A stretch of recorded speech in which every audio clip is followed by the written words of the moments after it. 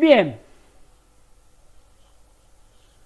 si repetimos este proceso, pero en lugar de colocarlo en un horno a 120 grados, lo coloco en infinitos hornos.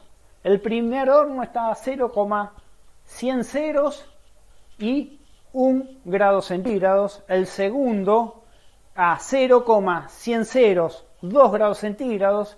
Y así lo voy colocando en infinitos hornos donde el sistema siempre se mantiene en equilibrio, todo el sistema pasa a estar a la nueva temperatura porque esa nueva temperatura es un infinitesimal de la temperatura anterior.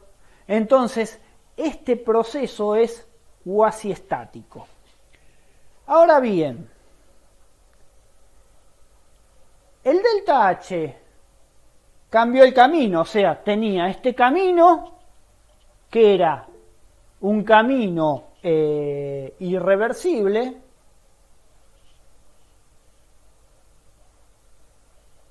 ¿cuánto queda el delta E? Me preguntan, 109,5 kilocalorías o 109.500 calorías.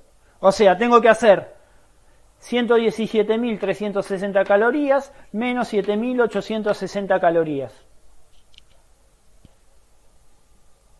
Bien, entonces, retomando, este proceso fue con un solo termostato, o sea, de 0 lo puse en un termostato a 120, por un camino. Ahora voy por el camino de los millones y millones de termostatos para hacerlo cuasi estático. Cambio el camino. ¿Cambian las funciones de estado? Con seguridad me tienen que responder eso. No, así. No cambian. Entonces, ni el valor de delta H va a cambiar, ni el valor de delta E va a cambiar. Y si no cambia el valor de delta H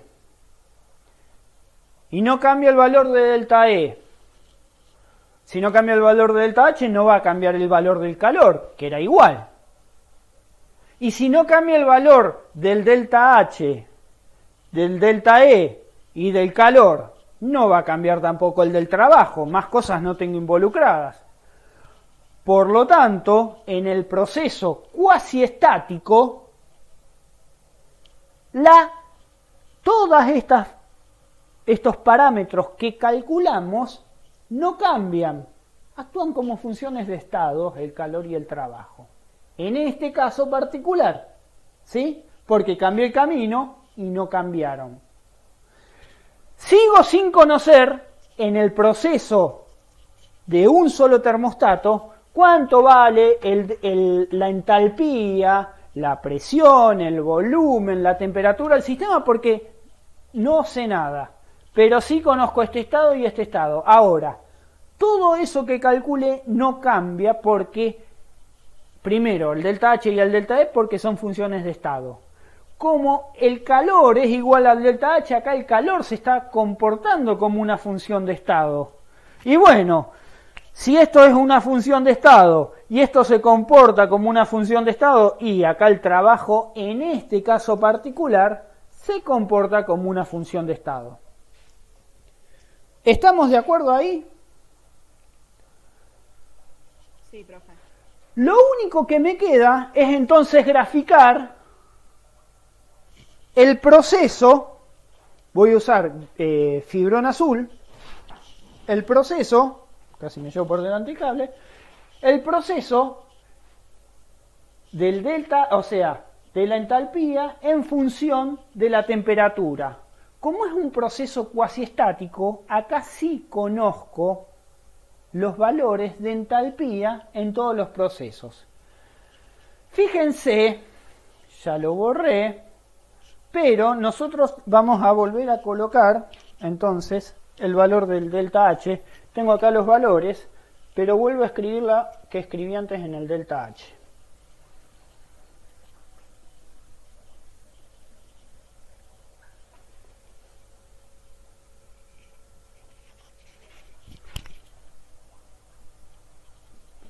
Delta H eran tres términos. MCP específica por este delta T, que vale 100, más M por el calor latente de vaporización, más N por la Cp molar del agua vapor, por este delta T, que vale 20. ¿Estamos de acuerdo? Entonces, esto es agua líquida. Entonces, fíjense que yo entre 0 y 100 tengo que colocar una recta cuya pendiente es m por Cp. ¿Sí?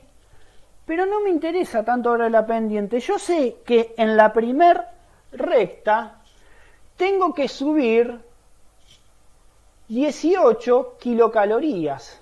¿Sí? Serían más o menos, entre 0 y 100, tengo que subir más o menos 2 de estas rayitas. O sea, entre 0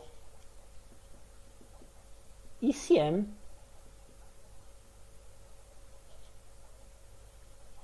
tengo que trazar una línea con pendiente MCP, M por Cp. ¿Sí?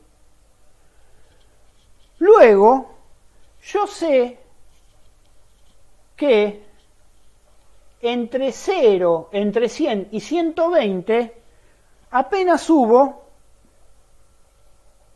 2 kilocalorías. Entonces subo menos que, o sea, si estos son 10 kilocalorías, subo casi la mitad que esto acá, entre 100 y 20.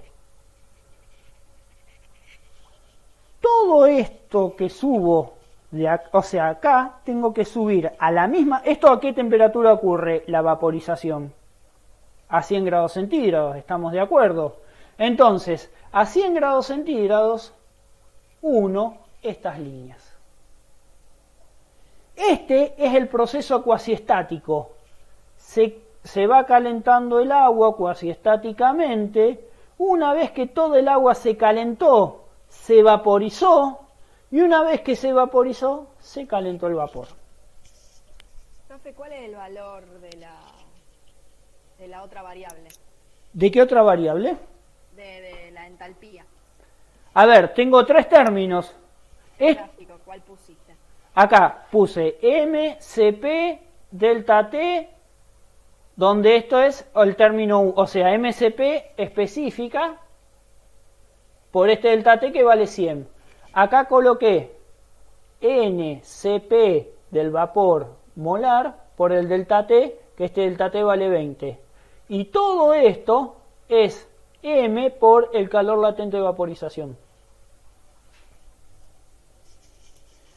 Fíjense que del delta H, o sea, de los 117 kilocalorías, 96 kilocalorías fueron para vaporizar los 180 gramos de agua.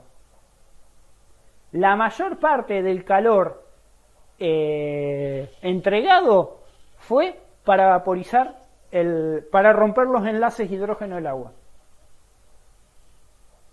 ¿Estamos? ¿Se entiende? Estoy explicando el delta H, sí.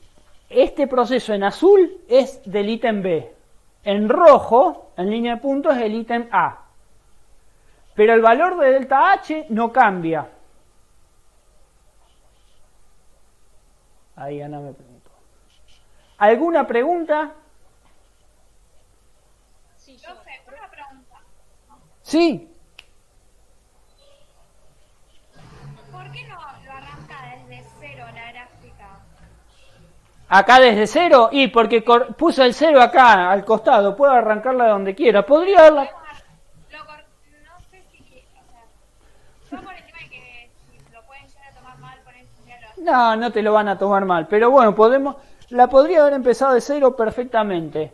O sea, desde donde serían los ejes.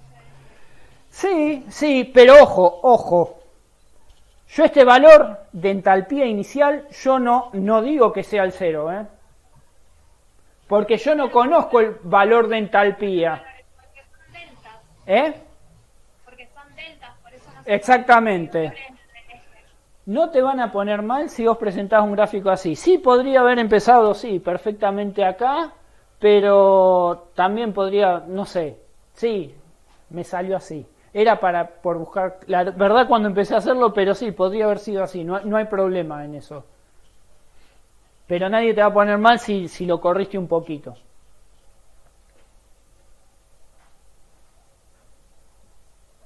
¿Alguien más quería preguntar? Yo no entiendo mucho cómo va a ser para hacer la gráfica. No lleva, digamos, valores. No lleva valores. Y tengo valores acá en el eje de las X, tengo la temperatura, ¿sí? Y sé que la diferencia en kilocalorías entre el estado inicial y final son 117 kilocalorías, 117,5 kilocalorías. No conozco el estado inicial, no conozco el estado final. Sí conozco los incrementos. Yo sé que cuando calenté el agua líquida aumenté 18.000 calorías. Cuando vaporicé aumenté casi 96.500 calorías. Y cuando calenté ese vapor aumentó esta gráfica en 20 grados 2.880. O sea, esto vale 2.880 y esto vale 20. Esta pendiente, esto vale 18.000 y esto vale 100. No está hecha a la misma escala, evidentemente, pero son líneas rectas en el proceso cuasiestático, ¿sí? Donde la vaporización, como la vaporización ocurre siempre a la misma temperatura, o sea, considero que en mi proceso se vaporiza a 100 grados, entonces aumenta estos 96.500 siempre a la misma temperatura. Profe, entonces una línea Profe. vertical en el 100, ¿no? Sí, acá es una línea vertical. Ah, Claro. Profe, entonces el eje Y sería la variación de entalpía. Es variación de entalpía, ¿sí? Sí. Ah, porque está, claro, no es- Acá yo coloqué entalpía, pero coloco un valor acá, pero ese valor lo desconozco, pero sí sé las variaciones de entalpía. Podría ser delta H también, si quieren. Pero ¿qué pasa? Este valor no es la diferencia de nada, o sea, esta es la diferencia entre un valor y otro. En la respuesta, ¿cómo aparece? Está resuelto como esto. H. ¿no? Como H. Por eso, es H esto. Colóquenlo como H. ¿Estamos? Van a ver, sí, Si es H, ¿cómo haces para darte cuenta en el gráfico? y yo coloco H, ¿sí? Yo no conozco este valor, pero sé que la diferencia entre este valor y este valor son 118.000, o sea, 120.000 kilocalorías casi, ¿sí? 117 kilocalorías son casi 120 kilocalorías. Entonces, sé que este valor, si cada rayita vale 10 kilocalorías, acá tengo que poner 12 rayitas de esas. Profe, el valor inicial lo podrías poner como H inicial y el valor final Sí, H inicial. Más 120 kilocalorías. Exacto, también. O más 111, 117,4. Sí, también perfectamente.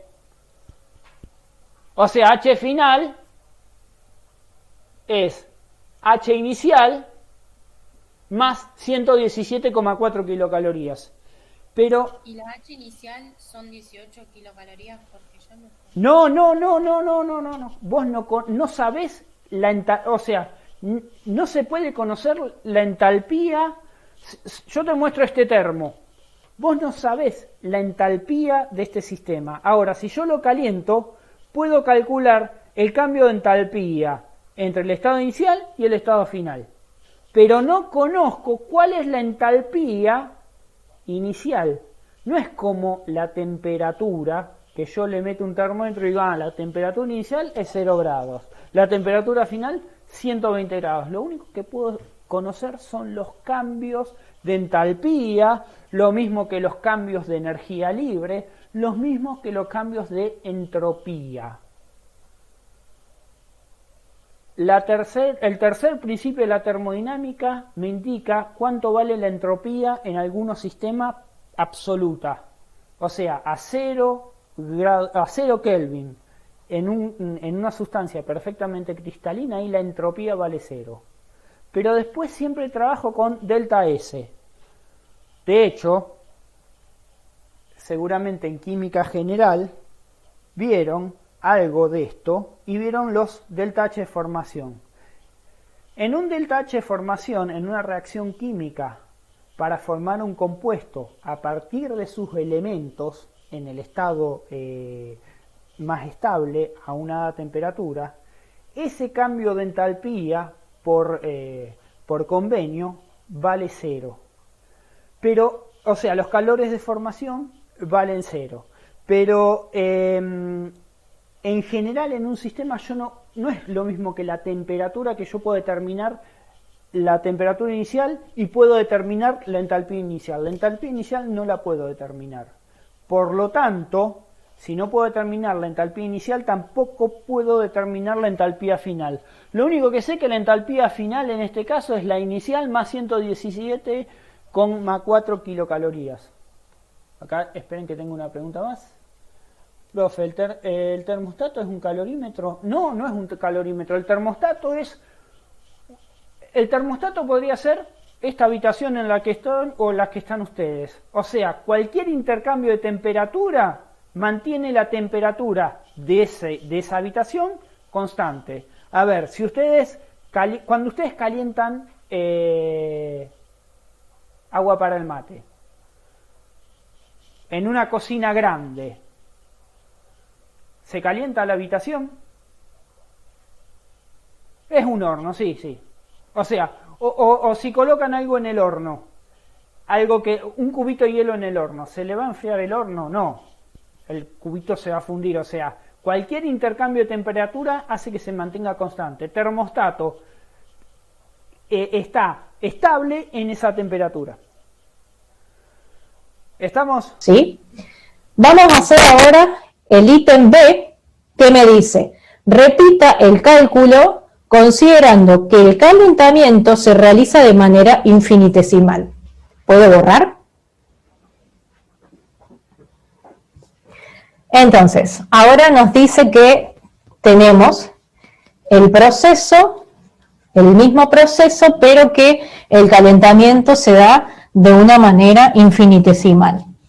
En realidad estamos cambiando el proceso, tenemos la misma evolución, porque el I y el F son los mismos. ¿Sí? Entonces, ¿cómo se llamaría este proceso? Sería cuasi estático. ¿Sí? ¿Sí o no? Sí. Entonces, yo ahora tengo en el ítem B un proceso cuasi estático. Bueno, ¿cómo hago para calcular el delta S del sistema?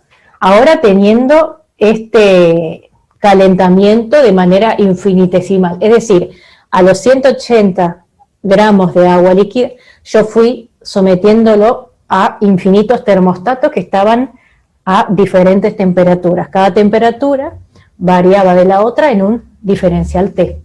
¿Sí? Hice un calentamiento infinitesimal. ¿Cómo hago para calcular el delta S del sistema? Ahora estoy aplicándole la integral. El delta S del sistema se define como el diferencial del Q reversible sobre la temperatura.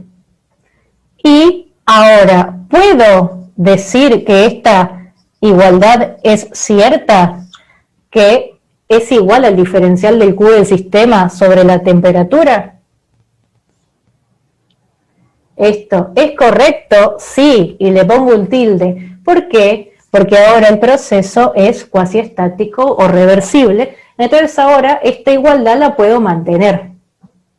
¿Y cómo calcularía yo el delta S del sistema?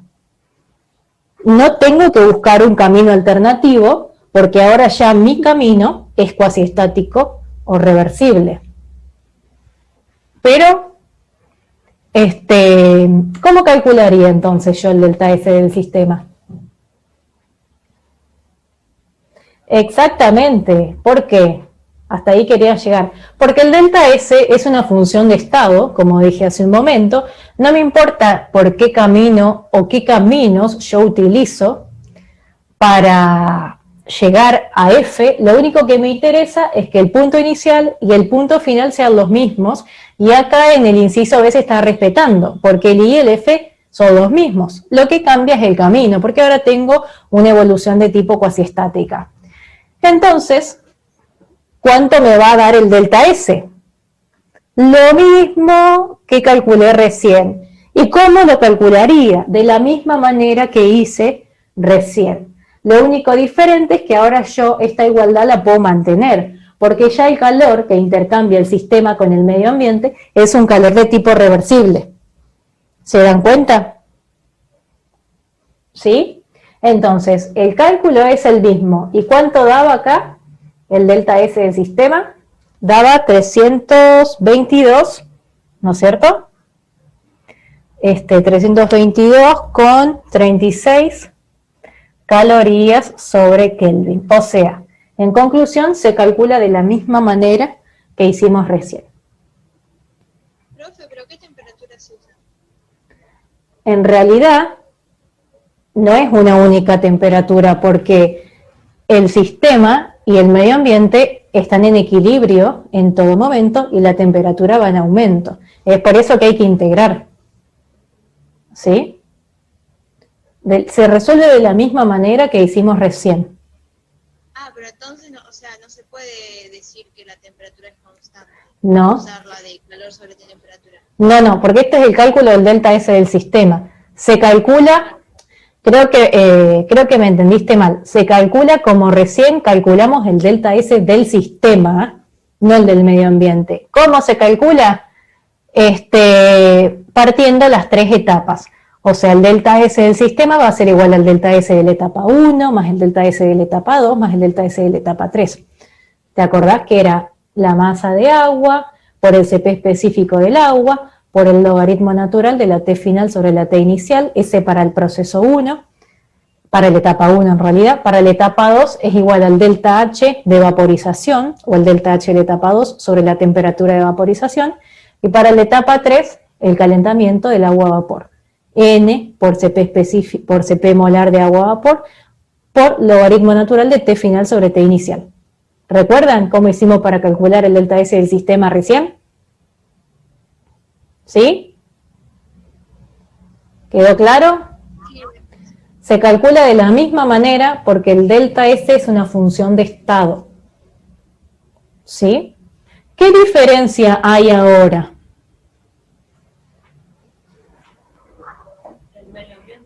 Bien, va a haber una diferencia en el delta S del medio ambiente. ¿Y eso a qué se debe?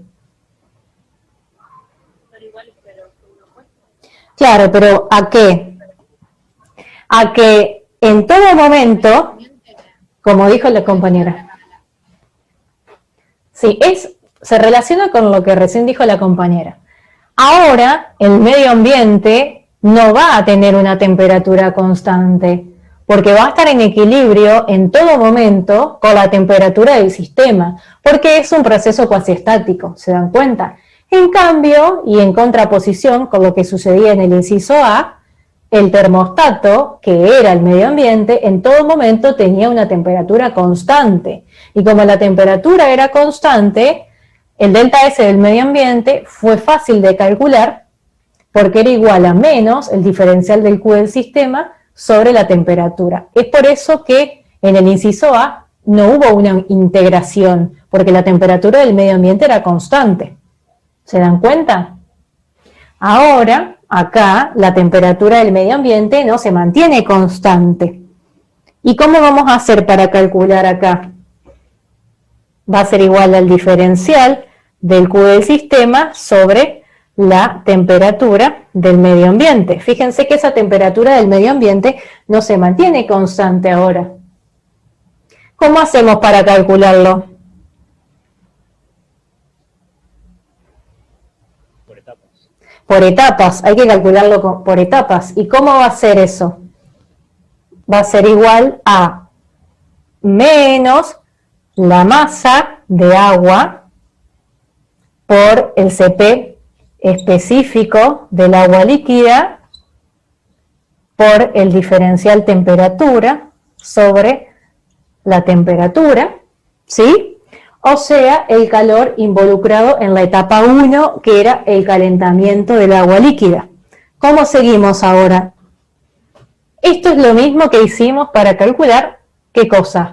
El delta S del sistema, ¿sí? Pero fíjense que tiene signo opuesto. ¿Cómo seguimos ahora? Esto va a ser menos la masa de agua por el lambda de vaporización sobre la temperatura de vaporización. Este segundo término va a representar al cambio de estado de agua líquida a agua vapor. Más, sigo acá abajo porque no me da, más la integral de ¿qué? De N por el Cp molar del agua vapor por el diferencial temperatura sobre la temperatura. ¿Y esto cuánto me va a dar en magnitud el delta S del medio ambiente? Lo mismo que el delta S del sistema. Fíjense que en valor absoluto me va a dar lo mismo que el delta S del sistema, pero con signo opuesto, ¿o no? Me va a dar menos 322 con 36 calorías sobre Kelvin. ¿Sí? ¿Estamos de acuerdo hasta acá? Fíjense que tengo... El segundo término es la integral de menos la masa de agua por el lambda de vaporización sobre la temperatura de vaporización, ¿sí? Fíjate que en este caso, como la temperatura de vaporización se mantiene constante, este término no hay que integrarlo y directamente va a ser igual a, vamos a poner un paréntesis acá porque si no queda menos más, va a ser igual a el delta H de vaporización sobre la temperatura de vaporización, ¿sí? Y en el último término es menos N, que sería el número de moles de agua, por el Cp molar del agua vapor, por el diferencial temperatura sobre la temperatura. ¿Cómo quedan estas fórmulas de cálculo? Igual a lo que vimos en el inciso A para el delta S del sistema. ¿Cómo quedaría la fórmula de cálculo? Entonces, menos masa de agua por Cp específico de agua líquida por el logaritmo natural de la T final sobre la T inicial, más el delta H de vaporización sobre la temperatura de vaporización. De nuevo, comento que no hay que integrar porque la T se mantiene constante. Y el último término quedaría como menos N por Cp molar del agua vapor por el logaritmo natural de la T final sobre la T inicial. O sea, quedaría igual a lo que calculamos para el delta S del sistema, pero con el signo menos por delante de cada término, ¿sí? Esto me da una cantidad igual al delta S del sistema, pero de signo opuesto. Fíjense que ahora, en valor absoluto, el delta S del sistema y el delta S del medio ambiente son iguales, pero de signo opuesto. Entonces, para calcular el delta S del universo, que va a ser igual al delta S del sistema, más el delta S del medio ambiente, ¿cuánto me da el delta S del universo? Fíjense que el delta S del universo me da 0. ¿Y esto qué me quiere decir que el delta S del universo da 0? ¿Cómo podemos catalogar a este proceso? Como reversible. como un proceso perfecto o reversible o qué, o no espontáneo, ¿no?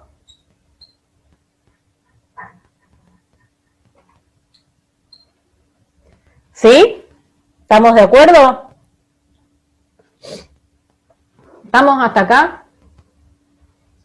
Entonces, el delta S del universo, a este parámetro siempre lo puedo tomar como criterio de espontaneidad, y fíjense que en este sentido, en el inciso B me dio 0. Eso quiere decir que el proceso real es un proceso reversible o no espontáneo, lo cual es cierto porque ahora teníamos un calentamiento infinitesimal de ese agua líquida.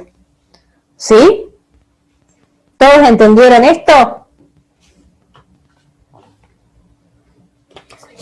Bueno, ahora puedo borrar. Vamos al inciso C. ¿Qué me pide el ítem C? Que haga un gráfico de S, o sea, entropía versus temperatura. Entonces, vamos a hacer entonces el gráfico. ¿Ven bien ahí? Fíjense, tengo S, las unidades son calorías sobre Kelvin, y la temperatura. Vamos a ponerla en Kelvin también. ¿Y qué temperaturas teníamos nosotros importantes acá, en este proceso? Teníamos que el agua líquida inicialmente estaba a 273, yo voy a marcar acá, 273 Kelvin. Ese agua líquida se calentaba ¿hasta qué temperatura? Hasta una temperatura de 100 grados centígrados, que serían 373 Kelvin. Cambiaba de estado, pasaba a agua a vapor, y ese agua a vapor sufría otro calentamiento hasta 120 grados centígrados o 393 Kelvin. Lo único que hice yo fue marcar las temperaturas en este eje de temperatura. ¿Sí? Y ahora, ¿cómo hago para representar los cambios de entropía en este diagrama? ¿En qué me tendría que basar? En cómo calcule yo el delta S del sistema. ¿Cómo calculé yo el delta S del sistema? ¿Se acuerdan el delta S de la etapa 1? ¿Cómo lo calculamos? El delta S de la etapa 1 era igual a la masa de agua líquida por el Cp específico del agua líquida. ¿Por qué? Por logaritmo natural de T final sobre T inicial. ¿Sí? No sé si se ve bien, pero bueno, esta es la fórmula de cálculo del delta S de la etapa 1. Masa de agua líquida por Cp específico de agua líquida por logaritmo natural de T final sobre T inicial.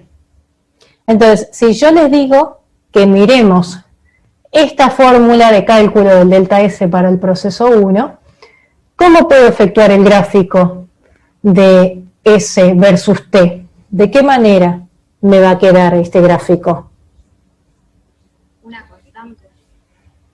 ¿Están seguros? Porque tengo logaritmo. Fíjense, tengo una parte que es constante, perfecto, que es la masa de agua por el Cp específico del agua líquida, pero por logaritmo de T final sobre T inicial. ¿Sí?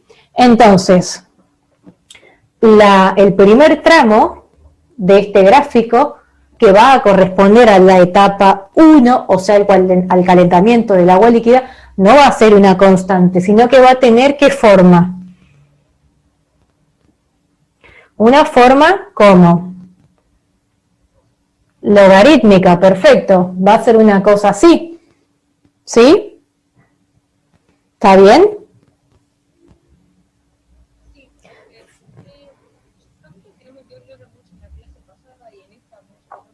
Sí. ¿Cómo haces con el tema de la coordenada en eso? Bueno, eso es lo que les iba a explicar ahora la coordenada. Vamos a primero tratar de hacer el gráfico y después vemos el tema de las coordenadas, ¿querés? Entonces, fíjense que el primer tramo me va a quedar con una forma logarítmica porque corresponde a la forma de cálculo del delta S de la etapa 1, y las temperaturas serían desde 273 hasta 373. T final y T inicial está correcto, ¿sí? Ahora vamos al cálculo del delta S de la etapa 2. ¿Qué era la etapa 2? La etapa 2 era un cambio de estado de agua líquida a agua vapor. ¿Y cómo calculamos el delta S de la etapa 2? Directamente era igual al delta H de la etapa 2, que también podemos llamar como delta H de vaporización, sobre la temperatura de vaporización. No había que integrar nada porque en ese cambio de estado la temperatura se mantiene constante. En realidad en todos los cambios de estados. En este proceso se mantiene constante. Si yo quiero representar esto en esta gráfica, ¿cómo me va a quedar? Esto. ¿Sí? Una recta vertical puede ser. Exactamente. Si quiero ir un poquito más allá, puedo reemplazar por las fórmulas del delta H en la etapa 2. Era igual a la masa de agua por el lambda de vaporización sobre la temperatura de vaporización. Entonces, como dijo el compañero, me va a quedar como una recta, esperen que sí, como una recta, ¿a qué? A temperatura constante, pero fíjense que la entropía aumenta. Lo que yo me olvidé de decir acá es que el punto inicial lo voy a marcar, fíjense, en el origen de coordenadas a mí me quedó justo porque elegí que sea 273, ¿sí? Pero ustedes lo pueden hacer mejor que yo. O sea, que 273 inicie más a la derecha y que no sea exactamente el origen de coordenadas. Pero fíjense que el punto inicial está ahí. Y ahora, el delta S de la etapa 3, ¿cómo fue calculado?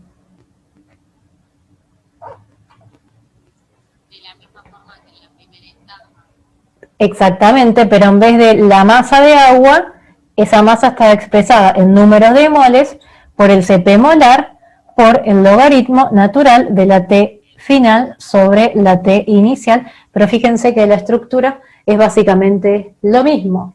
Tengo N por Cp, que me queda constante, multiplicado por logaritmo natural de T final sobre T inicial.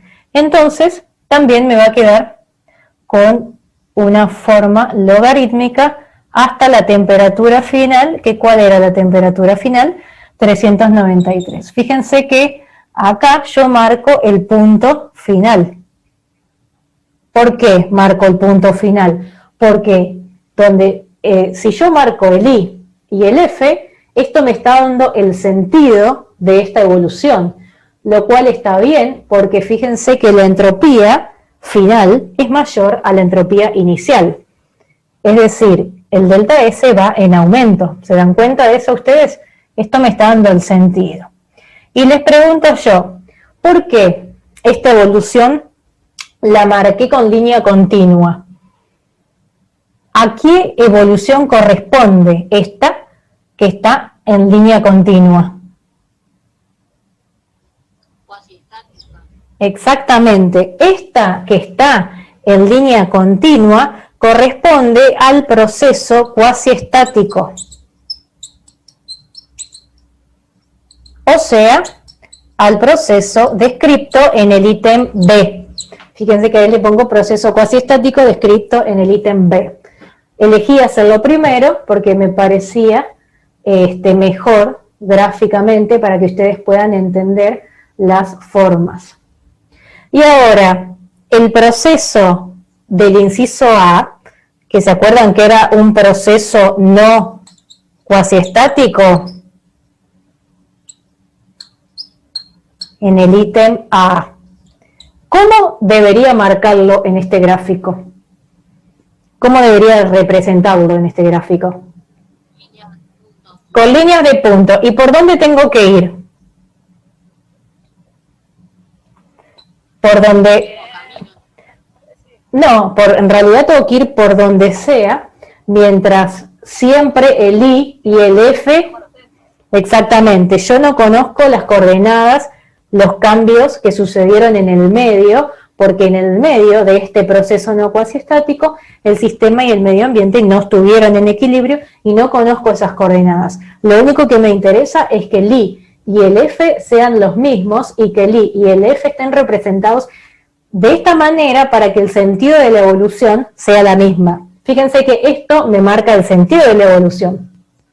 Porque, ¿qué quiere decir? Que la temperatura va en aumento, porque yo me muevo hacia la derecha, o sea, me muevo hacia temperaturas mayores, y también me muevo hacia niveles de entropía superiores.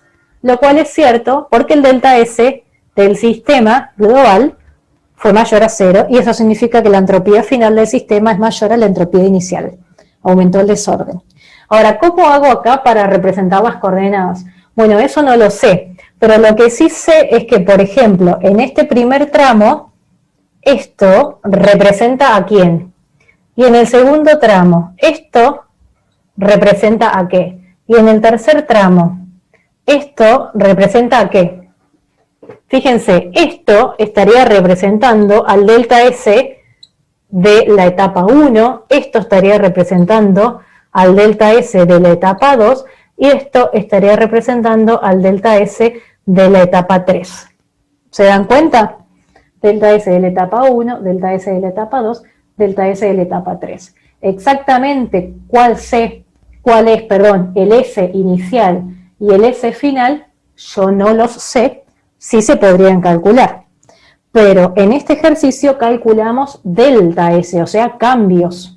¿Sí? La diferencia que hay se calcula, por ejemplo, en la primera etapa de este punto a este punto. Y en la segunda etapa se calculó la diferencia de entropía desde este punto a este punto. Y en la tercera etapa se calculó la diferencia de entropía desde este punto hasta este punto. ¿Se dan cuenta? Y otra cosa importante es que yo, al marcar estos delta S, delta S1, delta S2 y delta S3, también indirectamente estoy dando el sentido de la evolución. Se dan cuenta que al marcar el delta S1, el delta S2 y el delta S3 así, estoy diciendo del sentido de la evolución, que es este. ¿Sí? No sé si se ve, creo que se ve medio feo, pero bueno, yo voy diciendo todo lo que voy escribiendo. ¿Se entendió? Ahora se ve bien. Por lo menos yo creo que sí, se entendió. Genial.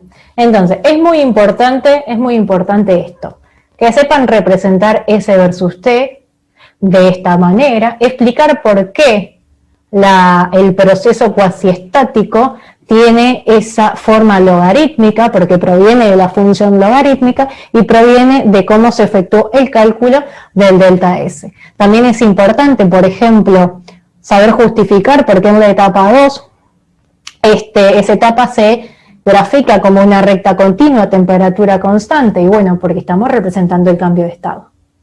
¿Sí? ¿Sí?